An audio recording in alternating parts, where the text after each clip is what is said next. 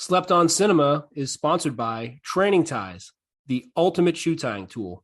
If you know someone who's struggling with shoe tying for any reason, Training Ties is the perfect solution. The Skulls is a crime against humanity. The only thing The Skulls does well is put viewers to sleep. This is a straight-to-video job. Empty-headed piffle. Would be scary if it weren't so stupid. A dark, stupid tale. All the contrived banality of a bad 70s TV movie. From such intriguing beginnings, it manages to degenerate into the point where I expected Niedermeyer to show up at any moment and start spanking Kevin Bacon. The Skulls represents the sludge at the bottom of the Hollywood barrel. It's amazing that so many viewers were still seated by the time the end credits began to roll.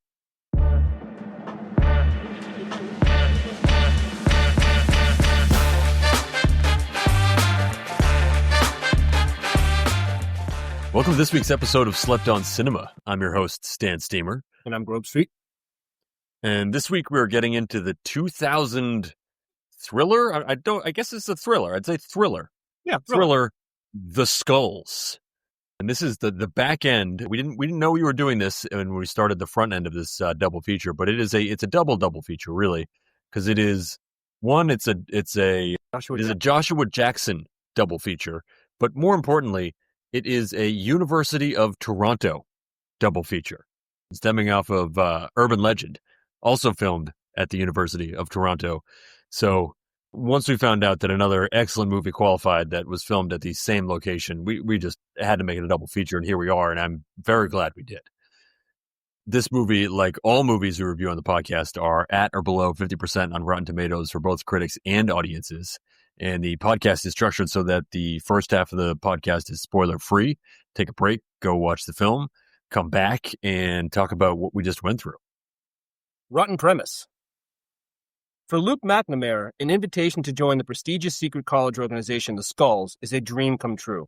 But he soon realizes just how powerful the Skulls organization really is, and that the truth, like success, comes at a very high price. Critics, at a lowly single-digit 9%, audience 43%. The 9. I mean... 9? I don't get this at all. I mean, my wife was watching this movie, and she doesn't watch all the films that we do. But she was like, I can't believe this movie qualifies. This movie's great. And she doesn't have as expansive of a view as we do for what qualifies as a great film. She's much more critical. So for her to say that this movie was great, and then to find out that it has a 9, I mean, she couldn't believe it. She thought there was some sort of mistake on Rotten Tomatoes, because how could this possibly have a 9? Like a 9? A 9? It makes 9, no sense. It doesn't. It does feel like truncated somewhere, and there should be like a 5 or a 6 or 7 in front of that. Something, because it does feel off. Even the 43%, I could be ready to debate that it shouldn't even qualify, like she said, for our podcast. But whatever the reason, I'm glad we got to do it. And now, my wife didn't go so far as to say that she really liked it, but she made it through the whole movie, which also not as expansive. That's a ringing endorsement right there. Yeah, I think so too. And even caught it when I was watching it again. She came and caught the second half, so that's saying a lot. I can't wait to dive into this. Yeah, I mean, this movie was great, absolutely great. Opened March 31st, 2000. Opened number 3, so pretty good. Number 1 was week 3 of Erin Brockovich, which I feel like if that came out now, I'm not sure if that would have the staying power that it did back in 2000. Overall, took in $35 million US and $50 million total worldwide on a $35 million budget. So it wasn't like it crushed, but some people made some money on this film. Movie is supposed to take place, in the film, it takes place in Dartmouth, but it's really about Yale secret societies. So a little bit of background on these secret societies. It's this one in particular is about the Yale Skull and Bones Secret Society, which was started in 1832. So this thing goes back some time, some history, almost 200 years old. Originally very white, male, Protestant. They did admit their first woman in 1992. So they were, I guess, making some slow progress. This is only, of course, after a series of lawsuits to require women, and then some. Once they did admit, some lawsuits from former members trying to get them out of having to do that. So sometimes change is hard, but Also, 3 former presidents have been members of the Skull and Bones. Taft, George H.W. Bush, and George W. Bush. So I feel like when this came out, I mean, this is obviously, we were in the heart of the Bush era. So I feel like this was, again, I'm surprised it wasn't more popular only for that connection alone. It does seem a little weird. They made it about Dartmouth and not Yale. I don't know what, maybe they're trying to avoid some of those lawsuits, but it's pretty clear what's going on here. Yeah, that's what Rob Cohen said too. I think he said he went to Harvard and they had stories of that stuff, so he had an idea of what was going on. And about the Bushes is exactly what his intent was. Yeah. So Bolo, should we get into it? Oh, Bolos, let's get right into it. Bolo intro credits. Yes. So some text you do have to read.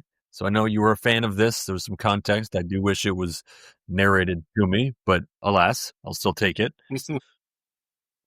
I'm going to go Bolo. I mean, I've never seen this, and I went to a college that had some old buildings, but Bolo, a classroom fireplace. Wow. Yeah, that is the University of Toronto. My goodness. If I'd seen these movies before choosing which college to attend, things would have been different. Very, very different for sure. There'd be one place. Yeah, fireplace. That is insane. Bolo, also in the opening text, learning the difference between fraternities and secret societies. Yes. Critical distinction. Quite different. This is sort of a relic of the 90s, I think. So this was just some little bit of a carryover, but Bolo a bucket hat. They're coming back. Nice. Maybe they're already back and they're out now, but they made a comeback. Bolo carpenter jeans. Yes. And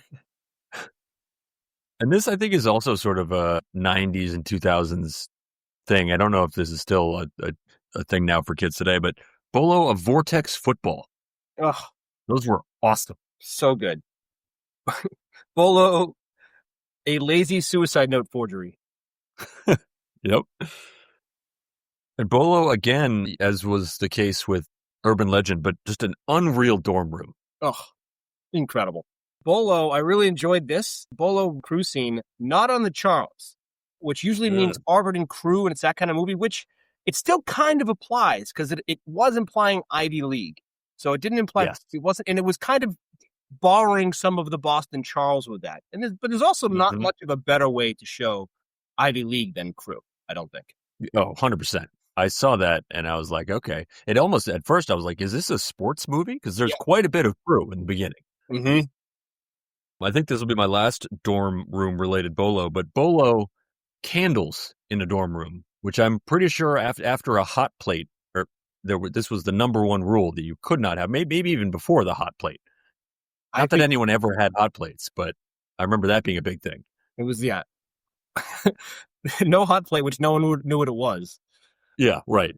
And then, and the first thing was no candles. That was like, it's like an instant reaction for everyone who went to college, maybe in that era. You see a candle and just like, you can't have that. You just don't, you're going to get in trouble. It's going to mess up something else wrong that you're doing. Yep. Right.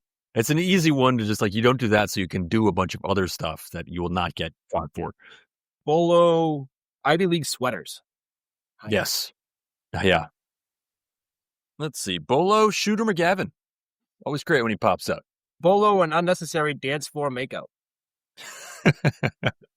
Yes. Bolo a dictase. I don't see too many of those. Should have said that earlier. Bolo, great neck cracking sounds twice. Yes. And like, ugh. Shivers. Maybe I should have let off with this, but just Bolo skulls. Yeah. Well, I should have let off with that as well. It's a lot of imagery in the background. Bolo not knowing the rules when you probably should. Yes. Yes. You had one obligation here. I'm going to go, there's another 90s era thing, and this one I really don't know why it fell off, but Bolo the Claw. I feel like no one uses the claw anymore, and yet you still hear about cars getting stolen. It seems like get the claw. Effective. Bolo bugs. Yes. And Bolo drool. Some good drool here. Do you think it's real drool? Or do you think that's some sort of... It looked very real, yeah. Yeah. I think it was real. Bolo occasional accents. Yep. Listen out for it. Bolo a henchman. I can't tell if I should bring this up or keep this as my anti-pick, so I'll keep it. So I'll do Bolo, a crazy driving scene. Yep. Bolo, some bad ping pong. Bolo, loud painting. Yeah, not something you usually think about with painting. No, but so loud. It is quite loud. And Bolo boxing. There's really just a surprising amount of sports in this film. Sneaky sports film. Yeah. Bolo, horrible fresh flowers. This is another Eastern Seaboard essential, but Bolo a lighthouse. Yes, that was so. It just feels nice to see. Yeah, they had to get that in. I don't know if you said it yet, but Bolo, your girl, I think, Leslie Bibb. Oh yeah, she's great. This will be my last one. I'm gonna go Bolo a typewriter. It's also a relic of another era. Let's see, Bolo. I'll do two. Bolo, father-son tension. And Bolo, to put it mildly. Bolo, Cheers and Pizza. Very college. Yeah. I am in an era with my son who's almost 2 that wants to cheers everything. So I probably recently cheered pizza. We're in the same similar eras. Yeah, it's a lot of cheersing of food. It's good. Pizza is one of the best to cheers. All right, last category before we move on to the second half. What drink to pair with the movie? Yeah, so this one I blew it because I'm recording in a different location, so I don't have my typical liquor cabinet here. But for me, there's just an obvious one. There is, I don't know what brand it is, but there is a brand of vodka that comes in a glass skull. No. I have one at home. It's fantastic. And there's nothing better than put this on TV, get yourself a rocks glass, some ice cubes, your crystal skull, and just sip on some vodka. Wow. It's not something I usually do, but I think for this movie, it'd be perfect. I think that's perfect. We're on similar wavelengths for sure. I guess mine's a little more performative. I think you start with pizza and beer, preferably light domestics, and if you can get a pitcher of beer somehow. I mean, if you want to go out for beers before, that could work out. Beer and pizza. But same as you, about 2/3 of the way through, I need 2 fingers of your favorite. I had brown liquor, but vodka works if you have this amazing, skull vodka. But I was thinking of brown liquor, 2 fingers, and some dark chocolate to wind down the movie. Like it. So start with, college days and then get a little bit, sort of get into the movie a bit. I think those are both great ways. You can see we're sort of aligned there with you need that nice liquor, though. Yes. That is a requirement. 100%. You're worth it. This movie's worth it. All right. Enjoy. Yeah, enjoy. In a place where tomorrow's leaders are groomed. In an organization. Are you ready to be reborn? Where success is assured. Luke McNamara is about to get an opportunity. A skull above any other. He's only dreamed of.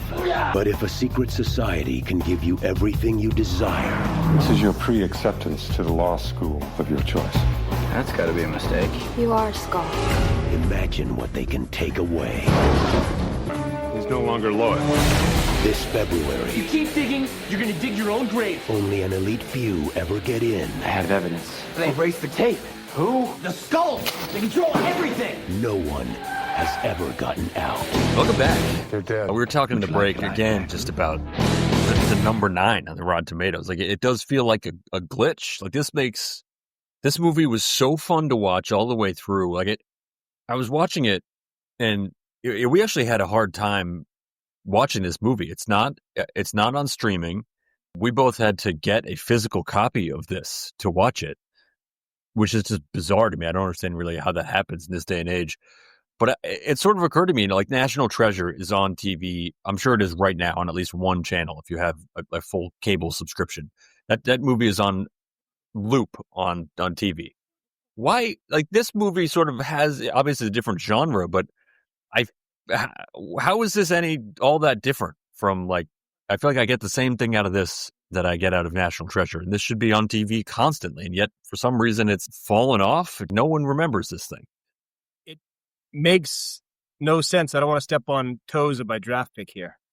Yeah. All right. We'll get into it. But I just, again, my first reaction was this movie was fantastic. I feel like there's some sort of glitch in the algorithm with Rotten Tomatoes. Totally agree. All right. Let's dive into the draft because I feel like there's some great stuff here. My first overall, and maybe this is bleeding over from some of my love of his other films, but I'm taking Paul Walker. I think every time, I know he's not really the lead, or maybe he's a co-lead, whatever his name comes up second on the poster, but every time he is on screen, he is just electric. Like, he is a straight up movie star. This is one of his earliest roles. He is amazing he's perfectly cast, like absolutely perfectly cast for this role. And he plays it perfectly. And he just has this electricity about him whenever he's on the screen. He was perfect. I thought he nailed this role. This was, I thought, one of his best roles of his career. It's born skull energy. Like they say he's born a skull. One of the guys said it like that, and he is like Paul Walker is like, even after filming the movie, like he's probably a skull, right? Like that makes sense. Yes. He would be a skull in real life. He's the perfect cast, and man, those blue eyes and the Paul Walker stare. Yep. And he pulled off that, like, the tension with his father so well. And a movie that's rated, part of why the rating is so crazy at 9%, I think, is like the acting is alone in this movie is enough to have it up way higher because he did such a great job. I don't know how you can not enjoy this movie just solely based on Paul Walker is like emergence. I think he got Fast and the Furious with Rob Cohen after this, I think. Like his... Yeah, you can see why a performance like this would launch a career because it was flawless. In the time, he was, like you said, I think he was kind of a nobody, and that was sharing the screen with, like, Dawson's Creek Pacey. I think he was. And he's the one who, like, you're like, wow, that guy is the one who's the movie star here, and that's exactly what happened. Paul Walker was incredible in this. I didn't mean to not talk about in the intro about this and expand with you because it was my first pick, but my first pick is the process of getting this DVD. The process of watching it was just the best. I could not believe when I went to go watch it. We almost didn't do this movie because we went to go watch it. I'm like, I can't find this, but it's one of those where, like, it's got to be on Tubi or something, HBO something, and it wasn't. And I messaged you thinking, did you always either have these or have access or whatever? And then you couldn't find it. And you have to go to a library a town over to pick up a DVD.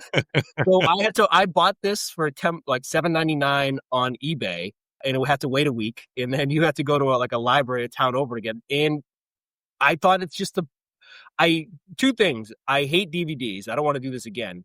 But I hate the process. I love streaming. It's so much easier. I don't want to use a remote and like the menus. It's too much. I like the stream. But the process was great. Like, tracking this down, like, it was one of the goals is to get a DVD now. I was so ready to give up. It's like anything to watch a movie is just crazy now. But I'm glad we went through the effort because now it's a different feeling actually putting the DVD in and watching the movie and getting in on a little bit. So I think our process was really fun. And it's so weird to me too. Like, just like you said, the National Treasure thing. What is so different about this than any other movie that would just be streaming all the time on TV? Yeah. I don't get it at all. I have no idea why it's so hard to watch this, to get it. As you said, I rented it from the library, which is great. I then also realized it was in my VHS collection. So I had it in VHS. I hadn't actually watched it on VHS yet, so I popped it in. And the strange thing that came up was someone had stopped watching it like 2/3 of the way through. And I'm just like, how could you possibly stop watching this? Maybe they watched it maybe like 10 times, and this was just like they wanted to see one final scene. How could you not see this thing through to the end? You make it 2/3 of the way. You got to just cancel your plans and finish the movie. Yeah. Right?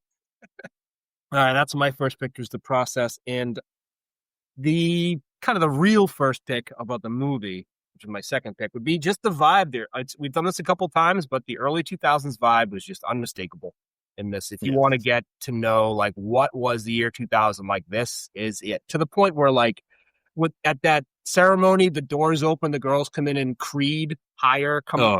And it's like cheersing Paul Walker and Joshua Jackson in tuxes. They're just basically like cheersing the year 2000, basically. Yep. Everything going on in that scene. The fashion, the hair, the college life, pre-cell phone. I love dorm life in movies pre-cell phone era where everyone just aren't just like sitting down. It was a fun world. Like leaving your room and doing a lot of stuff was a lot of fun. Sitting in a room was boring. So like it was cool where they're just having like goofy interactions between floors and running around, the best dorm of all time. It was just a cool vibe. Yeah, it was a great vibe. And I was going to take this, but I feel like I'll just sneak this in on your pick. Just that, as you mentioned, the music, the soundtrack, it was perfectly placed for that era. That Creed song, I mean, at this point, it's laughable, and it's probably not exactly what they had going for, but it was intended to be a sort of lighthearted element of it, because it was just sort of accentuating how ridiculous the situation was. Mm-hmm. And it was perfectly picked for that purpose. So all throughout the film, I thought the soundtrack was just awesome and really enhanced that 90s, end of 90s, early 2000s vibe, which I think put out some great this style of movies. Oh, yeah. Sort of I don't know, maybe call it like a Saturday afternoon movie. It's just, they nailed it back then. It's the rewatchability is so high on these movies. Yeah. Maybe because the stakes are a lot, I don't know, the stakes always seem so grand now. It's okay that they were just a little bit smaller. Maybe that's right. Yeah, it's like now if you're going to make a movie, it almost has to make like 100, 200, 300 million dollars, or otherwise what's the point? Right, and the whole galaxy's going to get. Yeah. It's like just a guy's life in college with the skulls. That's good enough. Yep. So I have several things. I feel like a lot of mine are maybe like third picks, but I don't know which one I'm going to elevate to the second round here. I'm going, and this is fitting with our double feature. Just I'm going with libraries and the college campus, and this is obviously a fantastic representation of that. But college campuses and libraries in general, they have a great feeling to them. Like if you ever want to go somewhere nice, if you're just like, I just need to go somewhere nice, go to your nearest college campus, and it's going to be. So I don't care what kind of college it is. It doesn't have to be fancy, but it'll have even a bad campus is a nice place to walk around. It's much better than whatever's next door to it. I'll tell you that much. And same with libraries. Like you go to a library, it's free. There's all sorts of like nice places to sit.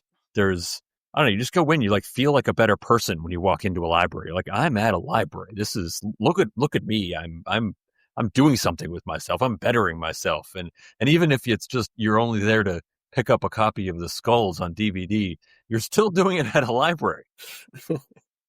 So I'm taking college campuses and libraries. I feel like I need to spend a little more time there.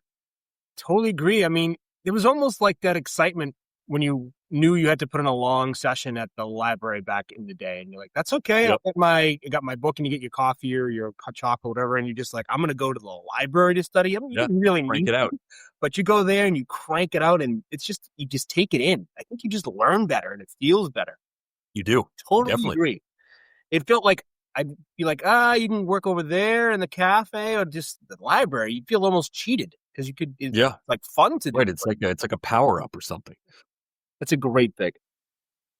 My third pick, and this could be number one, but it's kind of small relative to the film, but drinking out of a trophy that you've won. There's nothing better. It happens early in the film after the first crew race, but there's just absolutely nothing better than winning a giant trophy and drinking out of it. So I feel like when you're drinking out of something or eating something, it's just like the ultimate thing you can do to prove it's yours. So you have this giant trophy you're drinking out of, you're like, this is mine. I can do what I want with it, and I'm going to drink this beer out of it. So I love that move. I love that move in any context. It's great. I'm sure that's why we all do it in fantasy sports. It's our opportunity to get that chance, to get that feeling of victory and drink that out of the trophy. I totally agree. There's nothing like it. I mean, what was that? Drive Angry? That was going to be one of the things you drink out of the skull. Yep, the skull. Exactly, same idea. It just really puts the finishing touches on accomplishment. Totally. My third pick, despite it's how loud it was, I was just really impressed by Leslie Bibb's art project. I agree. She should. Oh, yeah. And it was, and not just pure, it was based on pure randomness, which was cool. But also beyond that, it decides when it paints and when it doesn't, which is the coolest thing. So sometimes it just stops and then goes. So it's like, it is like this next level randoms that she didn't turn on or off. And I thought that was just like the coolest thing, especially, it's probably a lot less cool now. Like, is the computer doing or not? We asked those questions so many times now, but in the time, that was really cool. I thought she deserved an A. Way ahead of her time on that. I mean, as you said, now there's AI art constantly. We have all sorts of computers designing things, but we didn't in 2000. Not even close. Especially this idea. Yeah, the idea, as you said, like it decides. It's not just you press a button and it's random. You can roll a die and paint a color. No, this is maybe it's going to happen today. Maybe it's not. I don't know. And that's amazing. It was, and her reaction was like, and he's like, "Can we go out to dinner? Can I take you out?" She's like, "Yeah." It decides. Yeah, we can go. So good. Such a good project. Way better than I was trying to pull off. So this is my sleeper. Yep. I'll say successfully he did this, and it hurt his ears because of the feedback. But going back to the era, it usually happened around March Madness.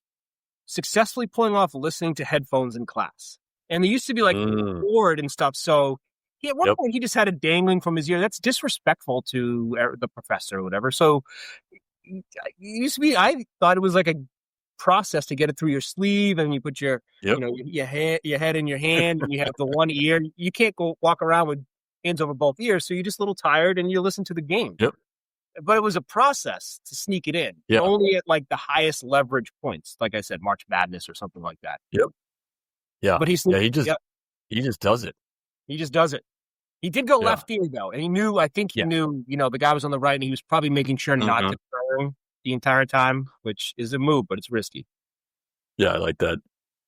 See, my sleeper pick. This was a Paul Walker move. My sleeper pick is tossing someone a handkerchief after you've beaten the crap out of them. I mean, what a move for so many reasons. Because one, it's just kind of embarrassing. Like you just got beat up, and then I'm just like, you just like clean yourself up. Like, ugh, you disgust me. But then it's also like, I just beat the crap out of you, and I am a person that carries a handkerchief. Like you just got beat up by a person that carries a handkerchief. Like that alone is just another level of embarrassment. So I loved that move. It made me want, because it made me want to carry a handkerchief just in case I'm ever in a situation where I need to defend myself. Now, I'm not trying to instigate, but if I did, I would like to then toss my opponent a handkerchief. But I would never want to use a handkerchief for anything else because handkerchiefs are gross. Everyone knows that. Right. But I'd like to carry it around just in case that ever happens to come up. There's no downside. Let's say the situation happens and they're in a confrontation. You may lose. I mean, you could lose, and in that instance, you could use it on yourself. And there's no, at least that's true. So, and in the other scenario, you win and you have that opportunity. So it's really, maybe that's the reason they were always, because it is gross inherently to use for its function. Yes. But maybe that's the reason you carry it around, just in case. It could be. Yeah, I mean, these people clearly know. They've been doing this for hundreds of years. It's such a power move, and I didn't know what way they were going to go with that fight. Like, oh yeah, they are saying that Pacey is from the streets of vague Bostonish, whatever. So maybe they'll give him a chance, and then it's like, no, Paul Walker, we're not going to let him do it.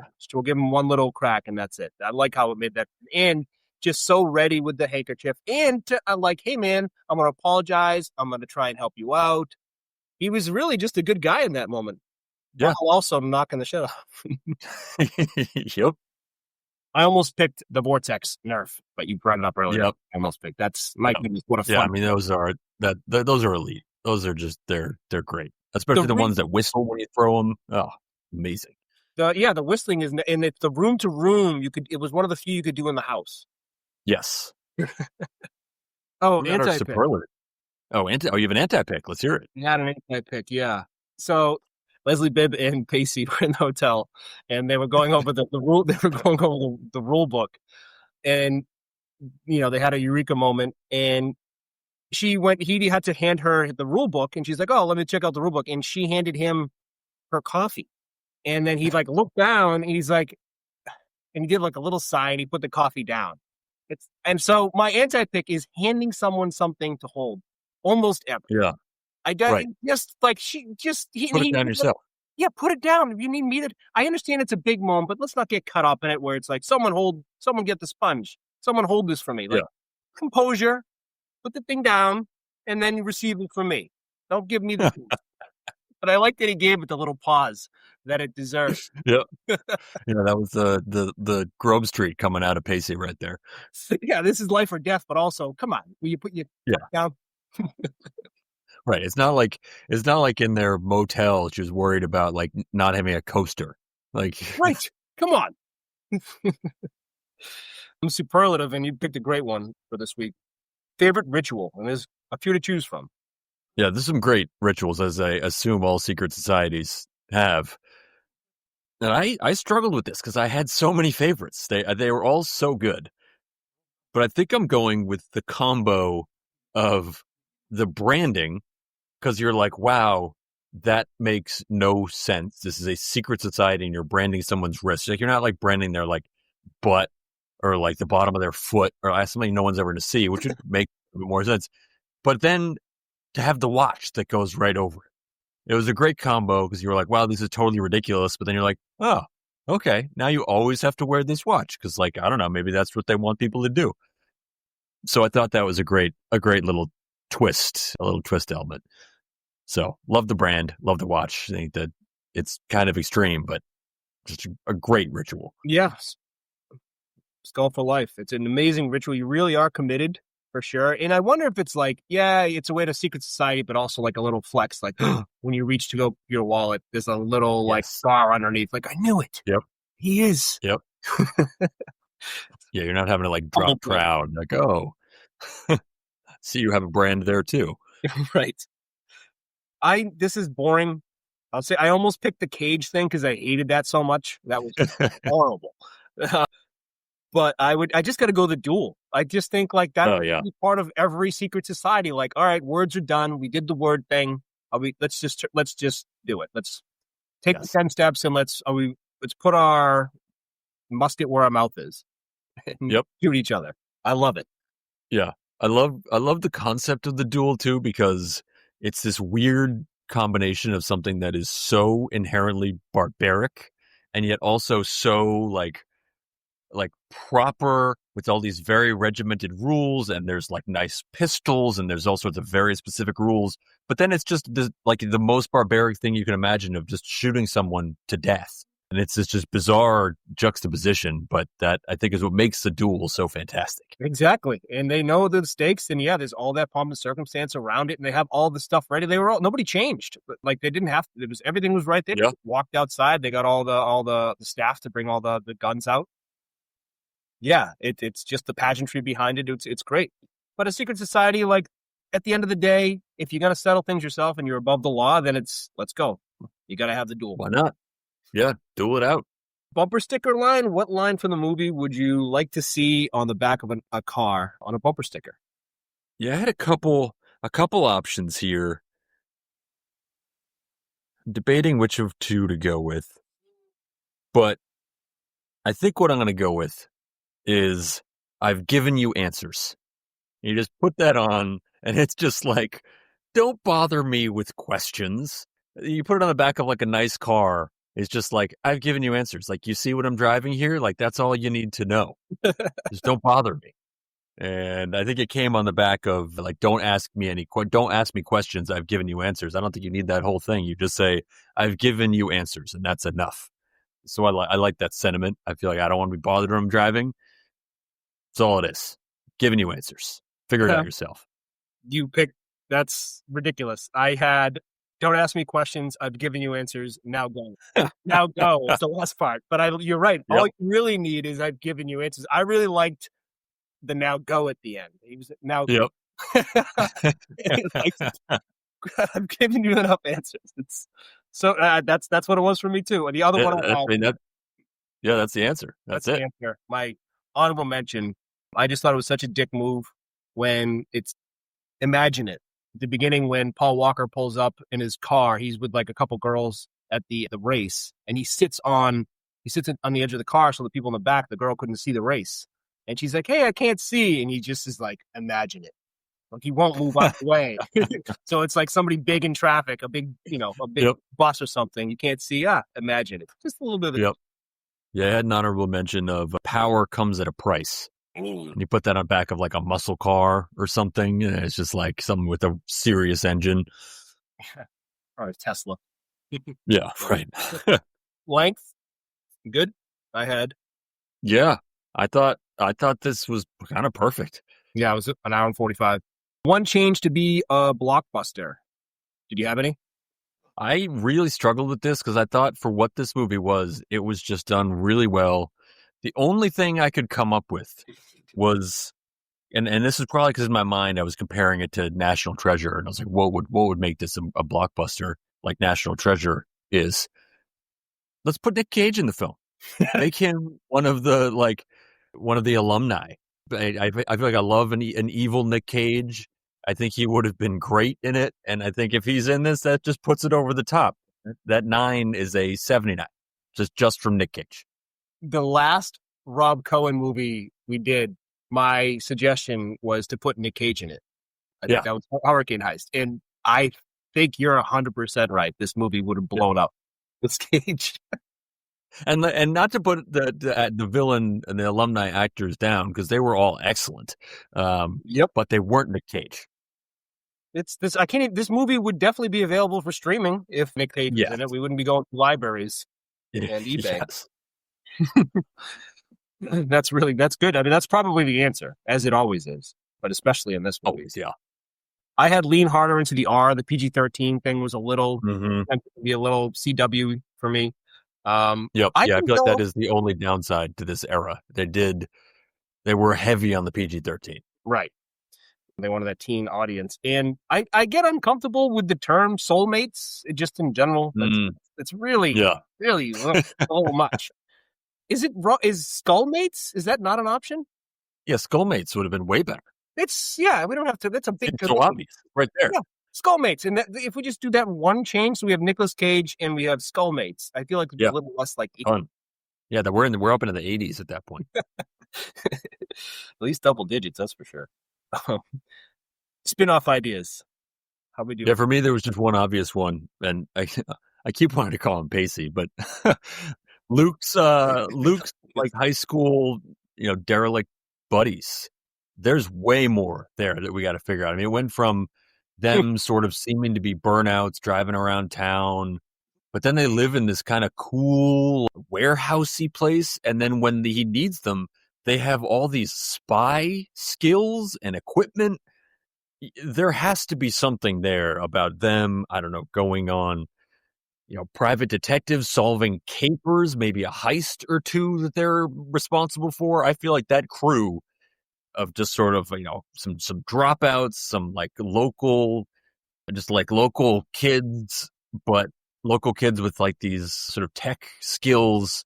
I just want to see what they're up to in that college town. I think there could be a lot more of just sort of like a whole series of adventures with them. And maybe that's what Luke does after this. We don't, because it's very mysterious where he's headed after that, but maybe he sort of heads up that crew. It wouldn't put it past me if that whole crew had that in mind the entire time. Like, that's why he made fun of that, like getting a car and going down that route of paying everything back. Like maybe his job is to be the lawyer for the crew for when things get crazy, be the brains. Mm-hmm. I mean, the fact that he's still hanging out with that crew, those aren't like losers sitting around playing video games, like bad element from high school. Those guys are whatever you want to, like you said, they're industrious. They're figuring things out. And it seems like they're still very close. That first scene when he's on like the bike and that car came behind, you didn't know if he was going to get like messed with the town. Oh, totally. I was assuming they were going to run him off the road or whatever. We've seen it a number of times before. And they're so close where they're just like messing with each other's hair jokes and stuff like that. And you're like, oh wow, this might be the movie. This might the Skulls is like a little prequel along the way to get this unit back together. I think there's so much there. That's sick. Mine is an anthology season 1, kind of like American Horror Story. So this is Skull's Legacy. And the idea is it starts at the beginning. You can do like 1800s and have like when it first started if you want to. And you can have almost like Fargo, have, celebrity people come in and out of season. And you can do with like Gangs of New York style from like the 1800s. You can move into another season, another era of like the 60s where you have Mad Men style. And maybe the 80s of Wolf of Wall Street. And you have some of the last names that carry through, where you can have like entering classes where like now they're seniors, now they're whatever. And you can sort of like go through each year and each semester with all the different skulls. And kind of, it's almost like a timeless way to go through sort of American culture from the tippity top of like, robber barons and all like the sleazy underbelly for the last 150 years, but go all through the lens of the skulls.